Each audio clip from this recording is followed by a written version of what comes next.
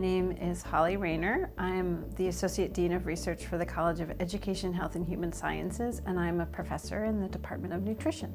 My training is in nutrition and psychology, so my research actually focuses on combining those fields.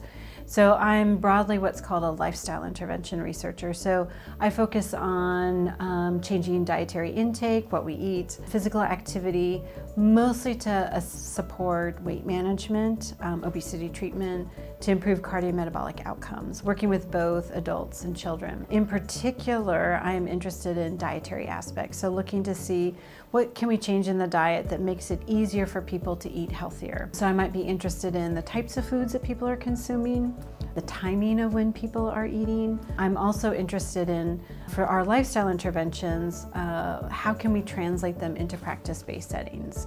So for me as a researcher, I'm doing things to help improve the health of our communities.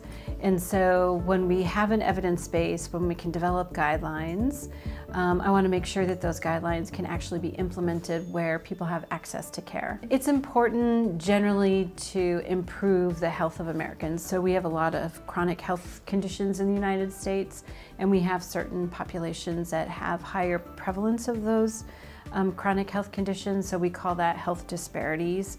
And so my research is focused on how can we reduce the prevalence of chronic health disease and how can we reduce health disparities in our population.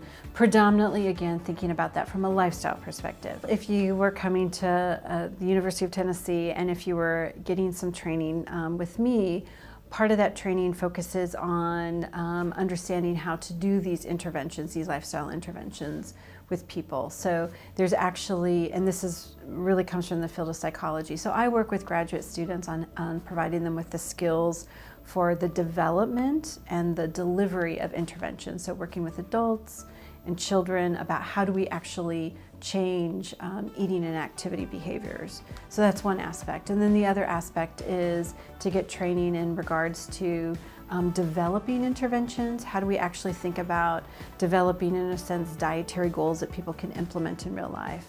And then also, how do we work with these practice-based settings, so healthcare settings, so that what do we have to think about from a research perspective to translate evidence into practice?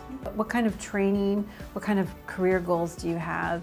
And then looking at the faculty in the department and seeing the different kinds of things that they do. And then reaching out to those faculty that are working in areas that you find interesting or that you feel like that's going to enhance your skill set. And then having conversations with them about what you would be able to do with them to see if this would be a good fit for you.